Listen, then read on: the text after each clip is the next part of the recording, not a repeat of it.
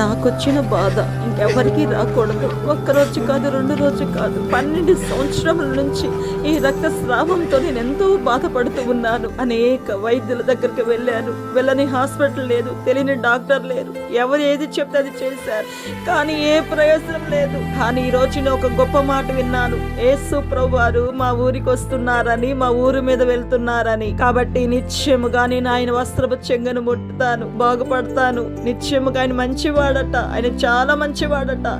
యేసు అనే మాటకు రక్షకుడని అర్థము. కాబట్టి నేను ఆయన ముట్టుతాను, ఆయన వెంట వెళ్తాను. అదిగో శబ్దం వస్తుంది, అనేక మంది వస్తున్నట్లున్నారు. అంటే యేసు ప్రభువారు కూడా ఈ దారిని వస్తున్నారేమో అని చెప్తూ ఆలోచిస్తూ ఉన్నాను.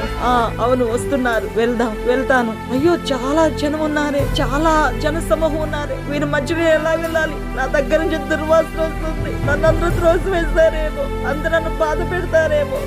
అయ్యి ఎలాగైనా నేను ఆయన ముట్టాలి, ఆయన ఎద్దుకు వెళ్ళాలి. జరగండి, అలా జరగండి. అయ్యో ముట్టేశాను. నాలో వెంటనే స్వస్థత వచ్చింది.